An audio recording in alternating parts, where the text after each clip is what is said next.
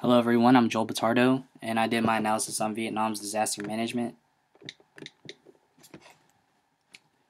An introduction in Vietnam's disaster management system. The reason for Vietnam's development of disaster management comes from the vulnerability of the country to storms, most of which are water related. The two main disasters are typhoons and floodings. Some history about Vietnam's disasters and their disaster management. Centuries ago, there were early examples of disaster mitigation. This was seen through the creation of dikes, also known as levees, that helped control flooding.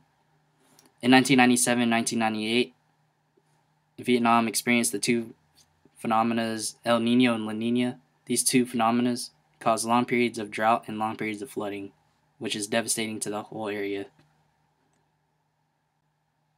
So why such a focus on water disaster mitigation? Well, there's location. Vietnam is located on the southeast part of Asia. This area is prone to large typhoons that cause internal flooding, as you've seen on the news about other countries in this area. Flooding is a problem for one of the large rivers, such as Mekong River. Overflowing of this river is devastating to the area because most of the developments in Vietnam are along the rivers.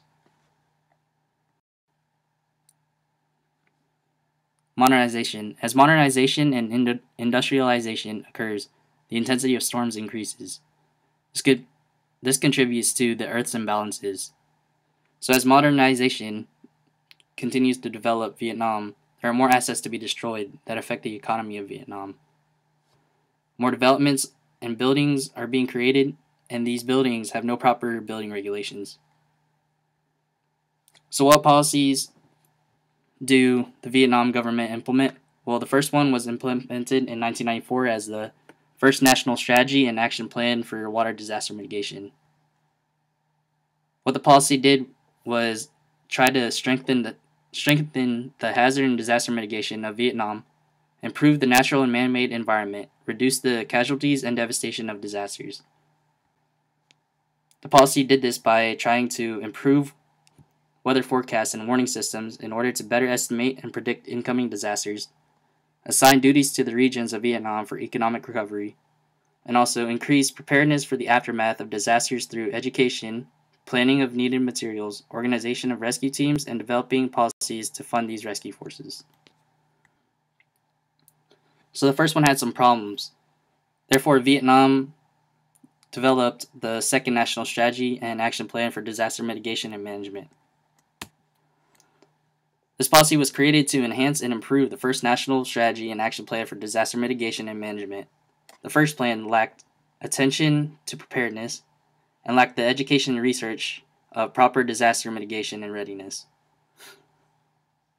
What the second policy did and emphasized on was international involvement and relationships. International cooperation was the main addition to Vietnam's disaster management. It promoted communication of Vietnam in the international community.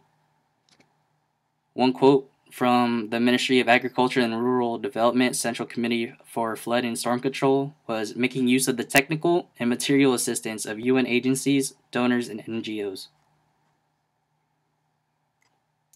So the framework of Vietnam's disaster management is divided through national committees and local committees, as seen in this picture right here. As you can see, on the top is the national government. Below that is the Central Committee for Flood and Storm Control. And below that are the subcommittees and ministries. Foreign aid plays a big role in Vietnam's disaster management.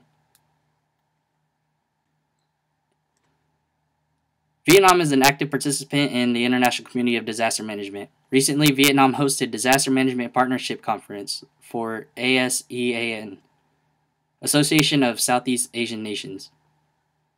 This association has international ties to 35 other countries and multiple international organizations. This is a picture of the countries that are part of this. Also, a large contributor to Vietnam's disaster management is the World Bank.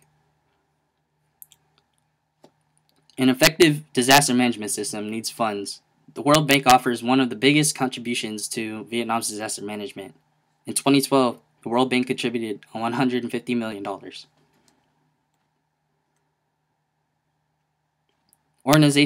Organizations within Vietnam. There are a number of organizations to help with disaster mitigation.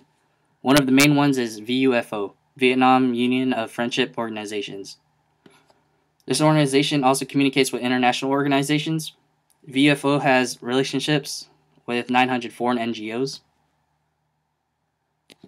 The obstacles that Vietnam faces are: number one, the frequency of disasters. Vietnam encounters 6 to 10 storms a year.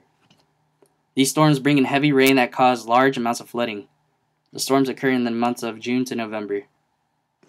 The frequency of disasters also leads to a tough time for the economy. It makes it hard to fund proper disaster management, such as resources, rescue teams, and equipment. So the future of disaster management planning and policy. Currently, Vietnam is striving to update current disaster policies and procedures. They're continuing to be involved in international communities, and the international communities are also helping Vietnam. Presently, they are also improving infrastructure laws and flood control systems. Overall, Vietnam continues to try to make improvements. Hello everyone, I'm Joel Batardo, and thank you for watching.